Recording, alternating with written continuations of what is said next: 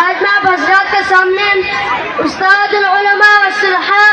علماء امت کے سرخیل پیکر صدق و صفا محدث عصر پیر طریقت رہبر شریعت شیخ الحدیث حضرت مولانا یوسف صاحب رحمہ اللہ کی خدمات میں چند گزارشات پیش کرنے کی سعادت حاصل کرنا چاہوں گا۔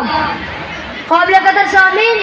حضرت کا شمار ان بزرگ ہستیوں میں ہوتا ہے جنہیں انوار الہیہ کے نزول کا باعث جانا جاتا ہے، جنہیں اس زمین پر ملائکہ کا روپ سمجھا جاتا ہے، جن کی راتیں خالق کے سامنے قیام و سجود میں گزرتی ہیں، جن کے دل مخلوق کی اصلاح وقار خواہ اور ان کے مسائل کے حل کے لیے وقف ہے۔ قابل قدر سامعین، اللہ تعالیٰ نے میرے شیخ کو ایسے وقت میں پیدا کیا جب ظاہر دین کی بقا کے اسباب معدوم نظر آ رہے تھے، بدعات و رسومات معاشرے میں رج بس چکی تھی، انگریز اور ڈوگرا حکومت مسلمانوں کا جڑ سے کرنے کا منصوبہ بنا چکی تھی، مسلمان اسلامی تعلیمات تو دور کی بات اسلامی شعائر سے بھی بیگانہ ہو چکے تھے، دین چند رسومات کا نام رہ گیا تھا، مگر حضرت نے اللہ تعالیٰ کے عطا کی ہوئی صلاحیتوں کی بدولت دیکھتے ہی دیکھتے پورے علاقے کا رنگ بدل دیا۔ پھر میں کیوں نہ کہوں، بہت مدت میں ساقی بیچتا ہے وہ مستانہ، بہت مدت میں ساقی بیچتا ہے وہ مستانہ،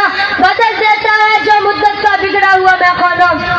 قابل قدر سامعین، میرے شیخ اپنی ذات کے اندر ایک انجمن تھے، بیک وقت کئی میدانوں میں آپ نے انتھک خدمات سر انجام دی ہے اور ہر میدان میں اتنا وسیع کام کیا ہے کہ ایک بڑی ٹیم مل کر کے اتنا کام نہیں کر سکتی۔ جہاد کا میدان ہو، ملکی سیاست کا میدان ہو، اصلاح خلق کا میدان ہو، تزکیہ نفس کا میدان ہو، سماجی اور معاشرتی میدان ہو، ہر میدان میں آپ نے بے مثل ناقابل فراموش خدمات سر انجام دی ہے۔ قابل قدر سامعین، میرے شیخ نے جہاد میں اس وقت قدم رکھا اور ڈوگرا حکومت کو اس وقت للکارا جب گھر کی چار دیواری میں بیٹھ کے بھی ڈوگرا حکومت کے خلاف بات کرتے ہوئے دل کام جایا کرتے تھے۔ آپ نے عوام کے لہو کو گرمایا، تحریک پیدا کی، جذبہ جہاد پیدا کیا اور دیکھتے ہی دیکھتے پورا خطہ کشمیر وقت کے فرعون کے ظلم کے خلاف اٹھ کھڑا ہوا۔ میرا وجدان کہتا ہے کہ آپ نے یوں کہا ہوگا،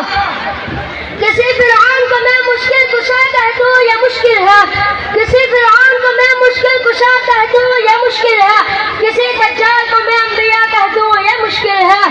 مجھے زنجیر پہنا دو، مجھے سولی پہ لٹکا دو، مجھے زنجیر پہنا دو، مجھے سولی پہ لٹکا دو، مگر میں رہزنوں کو رہنما کہہ دوں یہ مشکل ہے۔ ہم روک رہے ہیں باطل کو، کوئی آئے ہمارے ساتھ چلے، یہ راستہ جنت جاتا ہے، کوئی آئے ہمارے ساتھ چلے۔ قابل قدر سامعین، جب میں اپنے شیخ کو دیکھتا ہوں کہ خطہ کشمیر کو قربانی کی ضرورت پڑی تو میرے شیخ جیسا پیر کے مقام پر قرآن سرم پر رکھ کے خطہ کشمیر کی آزادی کے لیے موت پر بیعت لے رہے ہیں، اور جب میرے شیخ خطہ کشمیر کی آزادی کے لیے نکلے تو میرے شیخ کو قید و بند کی صحبتیں بھی برداشت کرنا پڑی، اور میرے شیخ جب قید سے نکلے تو رکے نہیں بلکہ مجاہدین تیار کیے اور عملی جہاد کے ذریعے ڈوگرا حکومت کو بوریا بستر دور کرنے پر مجبور کیا۔ قابل قدر سامعین، خطہ کشمیر آزاد ہونے کے بعد جب میں اپنے شیخ کو دیکھتا ہوں کہ سیاست کے میدان میں آزاد کشمیر اسلامی ایسوسیشن کے اعتبار سے آپ کی خدمات ازہر من الشمس ہے، محکمہ قضا، محکمہ افتاء وغیرہ کا قیام آپ کی کوششوں سے عمل میں آیا، آپ تاحیات جمعیت کلمہ اسلام کے امیر رہے، آپ جہاں حکمت و بصیرت سے کام لیتے وہی وقت آنے پر حکمرانوں کی غلط پالیسی پر ڈائریکٹ تنقید فرماتے۔ سماجی اور معاشرتی میدان میں آپ عوام الناس کے لیے ایک مسیحا تھے، ان کے ڈاکٹر بھی آپ، ان کے وکیل بھی آپ، ان کے قاضی بھی آپ، بلکہ آپ ان کے بےتاج بادشاہ تھے۔ ان کا در سے آپ کو سستا انصاف ملتا تھا، صرف انصاف ہی نہیں بلکہ دل کے قدر سے بھی دور ہو جاتی تھی۔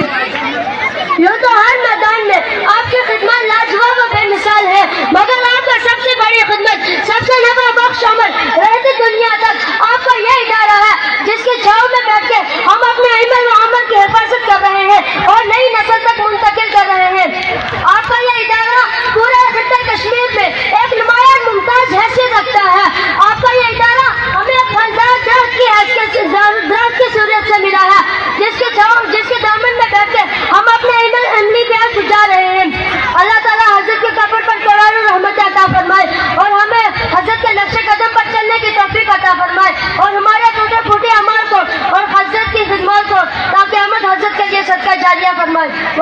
دعوانا الحمد لله رب العالمين.